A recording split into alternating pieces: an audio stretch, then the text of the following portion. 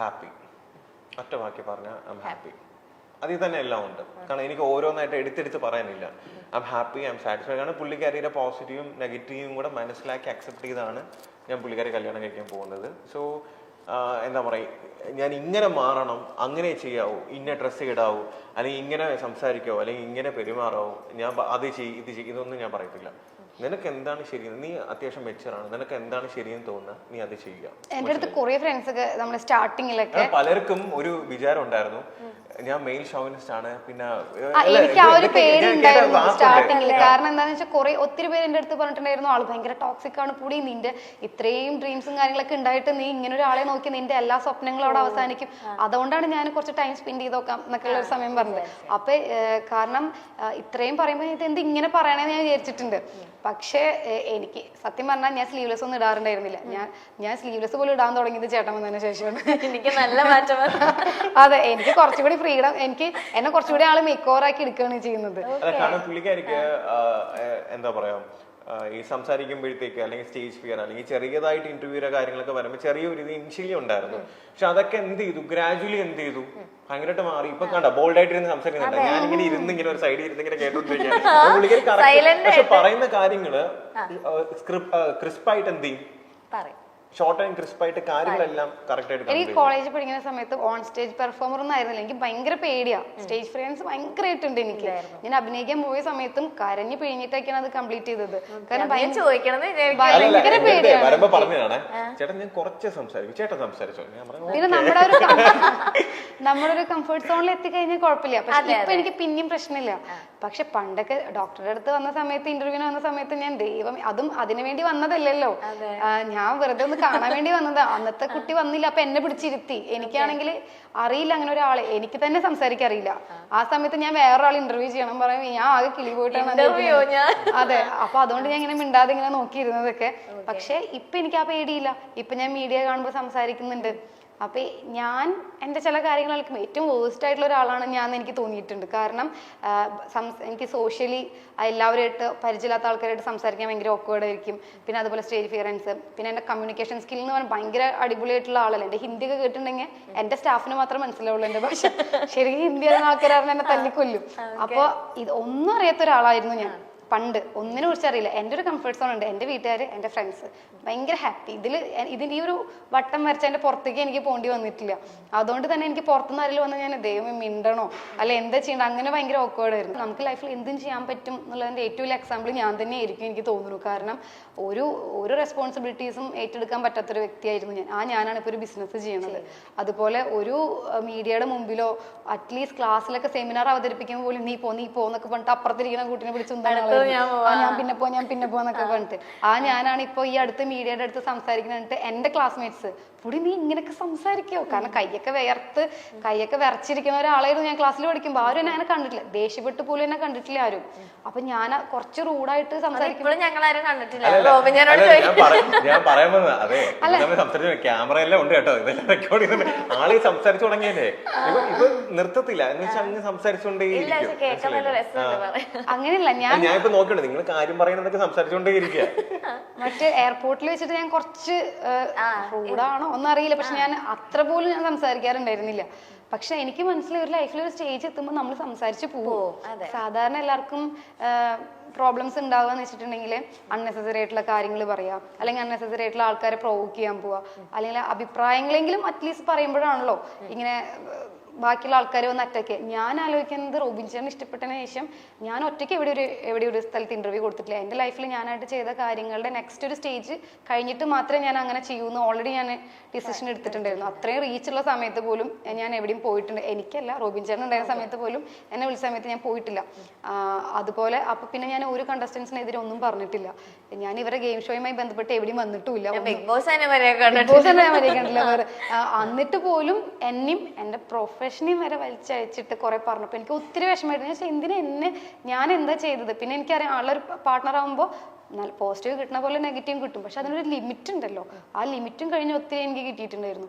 ആ സമയത്ത് എനിക്ക് വിഷമം, ഞാനൊന്നും പറയാതെ എന്തിനാണ് ഇങ്ങനെ പറയണതായിരുന്നു. ഇപ്പൊ എനിക്ക് ആ വിഷമം പോയി. ഞാൻ ഇടയ്ക്ക് ചോദിക്കാറുണ്ട്, കാരണം എന്നെ ഇഷ്ടപ്പെട്ടു എന്ന് പറഞ്ഞ ഒറ്റ കാര്യം കൊണ്ട് ഒരുപാട് വഴക്കും ചീത്തവിളിയും കേട്ടോണ്ടിരിക്കുന്ന ആരൊക്കെ റാൻഡമായിട്ടുള്ള ആൾക്കാരാവും കാരണം വേറൊരു പെൺകുട്ടിയാണെന്നുണ്ടെങ്കിൽ ഞാൻ എന്തിനും ഇത് കേൾക്കേണ്ട കാര്യം കാണും, ഇതിൽ നിന്നും ബെറ്റർ ആയിട്ടുള്ള ഒരു ഓപ്ഷൻ എനിക്ക് കിട്ടത്തില്ല, എന്തിനാ ഞാൻ ഇങ്ങനെ കേട്ടോണ്ടിരിക്കുന്നതെന്ന് പലർക്കും ചിലപ്പം പലരും ചിന്തിക്കാം. പക്ഷെ അങ്ങനെയുള്ള സമയത്തും പുള്ളിക്കാരൻ എന്ത് ചെയ്തു, അതിലൊന്നും ബോധർ ചെയ്തില്ല. ഇപ്പൊ എനിക്ക് വിഷമം കുറച്ച് കുറവ് എന്താ വെച്ചാല് അന്ന് എയർപോർട്ടിലൊക്കെ വെച്ച് രണ്ട് മൂന്ന് വാക്കുകൾ ഞാൻ പറഞ്ഞിട്ടുണ്ടായിരുന്നു. അതെ, ഇനി കേട്ടല്ലോ, ഓക്കെ അന്ന് ഞാൻ റിയാക്ട് ചെയ്തിട്ടുണ്ടായിരുന്നല്ലോ, അതിന്റെ ബാക്കി കിട്ടിക്കോട്ടെ എന്നുള്ളൊരു സമാധാനം ഉണ്ട്. മറ്റത് എനിക്ക് വിഷമമായിരുന്നു, കാരണം ആ പരിസരത്തേക്ക് വരാതെ ഞാൻ എന്റെ പ്രൊഫഷൻ മാത്രം നോക്കി പോവാ. അപ്പൊ എന്നെ എന്റെ പ്രൊഫഷനെ വലിച്ചിട്ടിട്ട് ഇങ്ങനെ എന്നിട്ടും ഞാൻ റിയാക്ട് ചെയ്യുന്നില്ല. ഇപ്പോഴും അതിനെ റിയാക്ട് ചെയ്തിട്ടില്ല, ഒന്നും പകരമായിട്ട് ഞാൻ സംസാരിക്കാൻ വന്നിട്ടില്ല. എന്നിട്ട് എന്തിനാ അങ്ങനെ പറയണേന്ന് ഒരു തോന്നലുണ്ടായിരുന്നു. പക്ഷെ ഇപ്പൊ ഞാൻ അന്ന് ഒന്ന് രണ്ട് സ്ഥലത്തൊക്കെ കുറച്ച് മറുപടികളൊക്കെ പറഞ്ഞിട്ടുണ്ടായിരുന്നു പ്രതികാരമല്ല, കുറച്ച് പറഞ്ഞിട്ടുണ്ടായിരുന്നു അത്ര പോലും. അപ്പൊ ഓക്കെ, അറ്റ്ലീസ്റ്റ് ഞാൻ റിയാക്ട് ചെയ്തല്ലോ, ഇനി കേൾക്കുകയാണെങ്കിലും പ്രശ്നമില്ല എന്നുള്ളൊരു സംഭവം വന്നു. പിന്നെ പലർക്കും ലൈക്ക് എൻ്റെ ഒരു അപ്ഡേറ്റ് എന്താന്നുള്ളത് പലരും ചോദിക്കാറുണ്ട്. ഇപ്പൊ ഞാൻ ഒരു എന്താ പറയാ, ഞാനൊരു നോർമൽ മിഡിൽ ക്ലാസ് ഫാമിലിയിൽ നിന്ന് വന്ന ഒരു സാധാരണ ഒരാളാണ്. അപ്പൊ എനിക്ക് ചെറിയ ചെറിയ ആഗ്രഹങ്ങൾ എൻ്റെ ലൈഫിലുണ്ട്, മനസ്സിലായില്ലേ? എന്ന് വെച്ചാൽ എന്താ പറയാ, എന്തെങ്കിലുമൊക്കെ അച്ചീവ് ചെയ്യണം, ചെറിയ ചെറിയ കാര്യങ്ങൾ, അല്ല വലിയ വലിയ ഡ്രീംസും കാര്യങ്ങളൊന്നുമില്ല. അപ്പം അങ്ങനെ ഞാൻ എൻ്റെ ലൈഫിൽ ഇപ്പൊ ഡോക്ടറായിട്ട് വർക്ക് ചെയ്തിരുന്ന സമയത്തും ഞാൻ കോവിഡ് ആയിരുന്ന സമയത്ത് 2 വർഷം സോഷ്യൽ മീഡിയ ആക്റ്റീവേ ഇല്ലായിരുന്നു. ഞാൻ അങ്ങനെ ഒന്നും ചെയ്യാറില്ല. എപ്പോഴെങ്കിലും റാൻഡമായിട്ട് എൻ്റെ ഏതെങ്കിലും പഴയ വീഡിയോ എടുത്ത് പോസ്റ്റ് ചെയ്യുന്നതല്ലാതെ ഒന്നും ചെയ്യാറില്ല. 2 വർഷം കംപ്ലീറ്റ് ഡ്യൂട്ടി ആയിരുന്നു. അപ്പൊ ആ കഴിഞ്ഞതിന് ശേഷമാണ് പെട്ടെന്ന് എന്ത് ചെയ്തത്, ഇങ്ങനെ ഒരു ഷോയിൽ വന്നതും ഇങ്ങനെയുള്ള കാര്യങ്ങളെല്ലാം സംഭവിച്ചത്. അപ്പം പലർക്കും ലൈക്ക് എല്ലാം പെട്ടെന്ന് വേണം, അടുത്ത അപ്ഡേറ്റ് എന്താണ്, ഇഷ്ടം കൊണ്ടായിരിക്കാം ചിലര്. അപ്പം അടുത്ത മൂവി എപ്പോഴാണ്, അടുത്തെന്താ ഇങ്ങനെ ചോദിക്കുന്നുണ്ട്. അപ്പം എനിക്ക് പറയാനുള്ളൊരു കാര്യം എന്ന് വെച്ച് കഴിഞ്ഞാൽ, ഞാൻ എല്ലാം പെട്ടെന്ന് ഇപ്പം മറ്റുള്ളവർക്ക് വേണ്ടി ചെയ്യാനായിട്ട് ഞാൻ ഒരിക്കലും നിൽക്കത്തില്ല. അവർക്കത് കാണണം, അല്ലെങ്കിൽ അവർക്കത് ചെയ്ത് കാണണം, അതുകൊണ്ട് ഞാൻ ചെയ്തില്ല. എനിക്കത് ചെയ്യണം, അല്ലെങ്കിൽ എനിക്കത് കംപ്ലീറ്റ് ആയിട്ട് എഫേർട്ട് കൊടുത്ത് ആ ഒരു സമയത്ത് ചെയ്യണം എന്ന് തോന്നുന്ന സമയത്ത് മാത്രമേ ഞാനത് ചെയ്യൂ, മനസ്സിലായില്ലേ? എൻ്റെ ഒരു ആഗ്രഹമാണ്. കാരണം കുട്ടിക്കാലം മുതലേ നമ്മൾ ഈ ബിഗ് സ്ക്രീനും കാര്യങ്ങളെല്ലാം കാണുമ്പോഴത്തേക്ക്, കാരണം ലാലേട്ടനെയൊക്കെ കാണുമ്പോൾ അല്ലെങ്കിൽ മമ്മൂക്കേനെയൊക്കെ കാണുമ്പോഴത്തേക്ക് ഒക്കെ ഭയങ്കര സ്റ്റാർസാണ് അവർ, മനസ്സിലായില്ലേ? കാരണം ഞാൻ സുരേഷ് ഗോപി സാറിനെ മാത്രം ഹോസ്പിറ്റലിൽ ഡ്യൂട്ടി ചെയ്തിരുന്ന സമയത്ത് കണ്ടിട്ടുണ്ട്, പുള്ളിങ്ങനെ ബ്രദർ അഡ്മിറ്റ് ചെയ്യുന്ന സമയത്ത് കണ്ടിട്ടുണ്ട്. അപ്പോൾ എന്നെ രാത്രി ആകുമ്പം ഞാൻ നൈറ്റ് ചെയ്യുന്നത്, അപ്പോൾ എന്നോട് സംസാരിക്കാറുണ്ട്. അപ്പം ഞാൻ അന്ന് എനിക്ക് 2018 അപ്പോൾ ഞാൻ പുള്ളിക്കാരൻ ചോദിച്ചത്, ഡിസ്ചാർജ് ആയി പോകാൻ പോയി പുള്ളിക്കാരൻ്റെ ബ്രദർ. അപ്പം ലാസ്റ്റ് ദിവസം വന്നപ്പോൾ ഞാൻ ഇങ്ങനെ രാത്രി പറഞ്ഞു, സാർ എനിക്കൊരു ആഗ്രഹമുണ്ട്, എനിക്ക് സിനിമയൊക്കെ ചെയ്യണമെന്നുണ്ട്, എങ്ങനെയാണെന്ന് അറിയത്തില്ല, എനിക്ക് ആരുമായിട്ടും കോണ്ടാക്ട് ഇല്ല. അപ്പം എൻ്റെ അടുത്ത് സുരേഷ് ഗോപി സാർ പറഞ്ഞ ഒറ്റ കാര്യമുണ്ട്, ഡോക്ടറെ റോബിൻ നീ മാക്സിമം ഹാർഡ് വർക്ക് ചെയ്ത് സ്വന്തമായിട്ട് വരാൻ ശ്രമിക്കാം. ആരുടെയും കെയർ ഓഫിലോ അല്ലെങ്കിൽ ആരും റെഫർ ചെയ്തിട്ടല്ല വരേണ്ടത്, മനസ്സിലായി? എനിക്ക് വേണമെങ്കിൽ നിന്നെ പരിചയപ്പെടുത്തി തരാം, പക്ഷെ അങ്ങനെ വന്നാൽ അത് നിലനിൽക്കത്തില്ല. നീ സ്വന്തമായിട്ട് കഷ്ടപ്പെട്ട് വന്നാലേ നിനക്ക് എന്ത് ചെയ്യത്തുള്ളൂ, അത് നിലനിൽക്കാൻ പറ്റത്തുള്ളൂ എന്ന് പുള്ളിക്കാരൻ പറഞ്ഞു.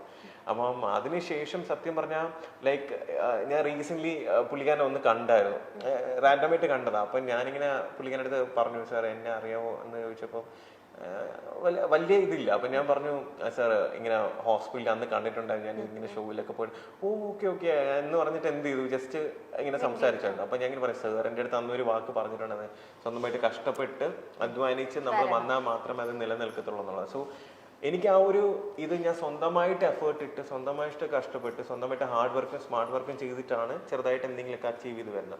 അപ്പം അത് ഇനിയും, കാരണം എനിക്ക് ആ റൂട്ട് അറിയാം. കാരണം ഒരു പ്രാവശ്യം നമ്മൾ ഒരു കാര്യം ചെയ്ത് കഴിഞ്ഞാൽ നമുക്ക് ആ റൂട്ട് അറിയാം, എങ്ങനെ അതിലേക്ക് വരണം എന്നുള്ളത്. സോ ഒബ്വിയസ്ലി എൻ്റെ സിനിമ എന്ന് പറഞ്ഞ ഒരു മോഹവും എന്ത് ചെയ്യും, കാരണം ലാലേട്ടനൊക്കെ ബിഗ് സ്ക്രീനിൽ കാണുമ്പോൾ ഞാൻ ഒരിക്കൽ പോലും മനസ്സിൽ ചിന്തിച്ചിട്ട് പോലും ഇല്ല എന്നെ ഇങ്ങനെ എൻ്റെ അടുത്ത് റോബിനെ എന്ന് പേര് അയ്യോ.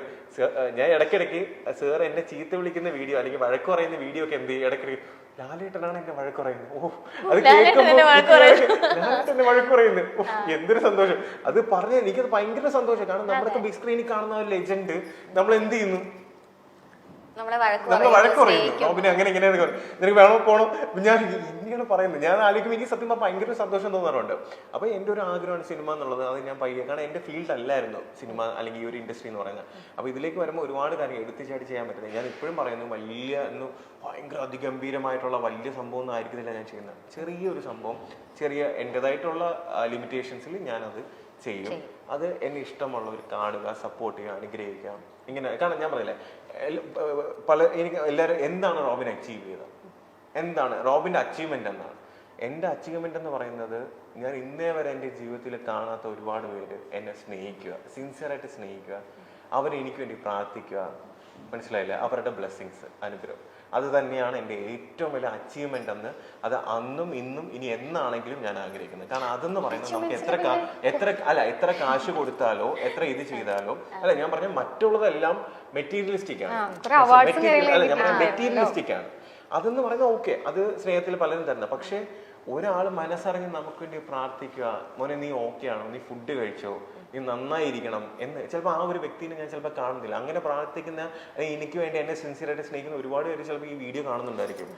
എനിക്ക് നിങ്ങളിലേക്ക് ചിലപ്പോൾ നിങ്ങളെ കാണുന്ന പോലും എനിക്ക് അറിയത്തില്ല. പക്ഷെ എൻ്റെ സ്നേഹം നിങ്ങളിൽ എപ്പോഴും ഉണ്ടായിരിക്കും. അത് മാത്രമേ എനിക്ക് മതി. അത്ര